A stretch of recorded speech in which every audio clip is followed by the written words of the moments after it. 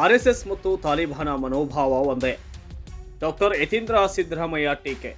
ರಾಜ್ಯದಲ್ಲಿ ಆರ್ಎಸ್ಎಸ್ ಚಟುವಟಿಕೆಗಳ ಕುರಿತು ಚರ್ಚೆ ತೀವ್ರಗೊಂಡಿರುವ ಸಂದರ್ಭದಲ್ಲಿ ಮುಖ್ಯಮಂತ್ರಿ ಸಿದ್ದರಾಮಯ್ಯ ಅವರ ಪುತ್ರ ಹಾಗೂ ಕಾಂಗ್ರೆಸ್ನ ನಾಯಕ ಡಾಕ್ಟರ್ ಯತೀಂದ್ರ ಸಿದ್ದರಾಮಯ್ಯ ತೀವ್ರ ಟೀಕೆಯೊಂದನ್ನು ಮಾಡಿದ್ದಾರೆ.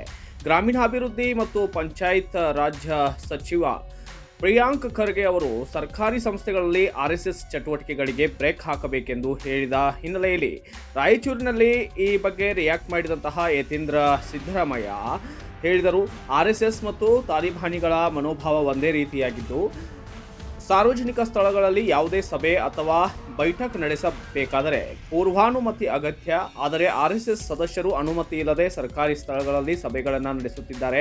ಇದಕ್ಕೆ ಕಡಿವಾಣ ಹಾಕಬೇಕು ಎಂದು ಹೇಳಿದರು.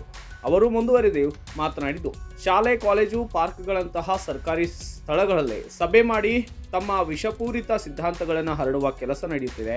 ಇಂತಹ ಚಟುವಟಿಕೆಗಳಿಗೆ ಸರ್ಕಾರ ಗಂಭೀರವಾಗಿ ಸ್ಪಂದಿಸಬೇಕೆಂದು ಯತೀಂದ್ರ ಸಿದ್ದರಾಮಯ್ಯ ಹೇಳಿದರು. ಪ್ರಿಯಾಂಕ್ ಖರ್ಗೆ ಅವರ ಹೇಳಿಕೆಯ ನಂತರ ಯತೀಂದ್ರ ನೀಡಿದ ಈ ಪ್ರತಿಕ್ರಿಯೆ ರಾಜ್ಯದ ರಾಜಕೀಯ ವಲಯದಲ್ಲಿ ಹೊಸ ಚರ್ಚೆಗೆ ಕಾರಣವಾಗಿದೆ. Bureau report, Kannada Janashree news, Raichur.